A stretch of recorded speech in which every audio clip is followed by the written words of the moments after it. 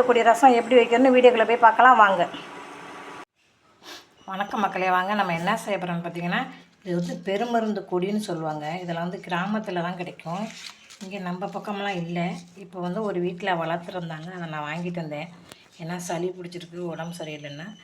இந்த ஜுரம், சளி, தலைவலி, உடம்பு வலிக்கெல்லாம் ரசம் வச்சு சாப்பிட்டா ரொம்ப நல்லது. இதுக்கு பேர் பெருமருந்து கொடின்னு சொல்லுவாங்க. இதை எப்படி ரசம் வைக்கிறதுன்னு வீடியோக்குள்ளே போய் பார்க்கலாம் வாங்க. இப்போ எல்லாத்தையும் அள்ளி மிக்ஸி ஜாரில் வச்சுக்குவோம். வச்சு நைஸாக அரைச்சி எடுத்துக்கணும்.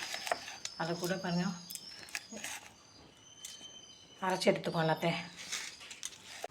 பூண்டு ஒரு 5-6 பல் பூண்டு, மிளகு, ஜீரகம், பட்டை மிளகாய் 2 காரத்துக்கு வச்சு நம்ம மிக்ஸி ஜாரில் அரைச்சி ரசம் எப்படி வைப்போம்னு பார்ப்போம் வாங்க. இதை கரைச்சிட்டோம். கொஞ்சமாக உப்பு சேர்த்துக்குவோம், கொஞ்சோண்டு பெருங்காயத்தூள் சேர்த்துக்குவோம், மஞ்சப்பொடி சேர்த்துக்குவோம்.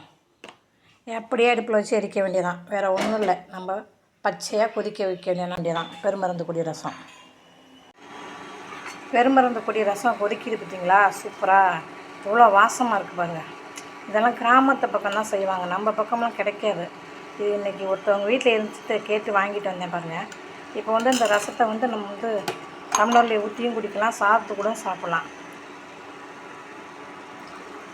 சூப்பராக இருக்கும் பாருங்கள். வெறுசாக குடித்தோம்னா காலையிலே சளி, அவ்வளோ சளி இருக்குது, சளியெல்லாம் அறுத்து விட்டுரும், உடம்பு வலியும் போகும் பாருங்கள்.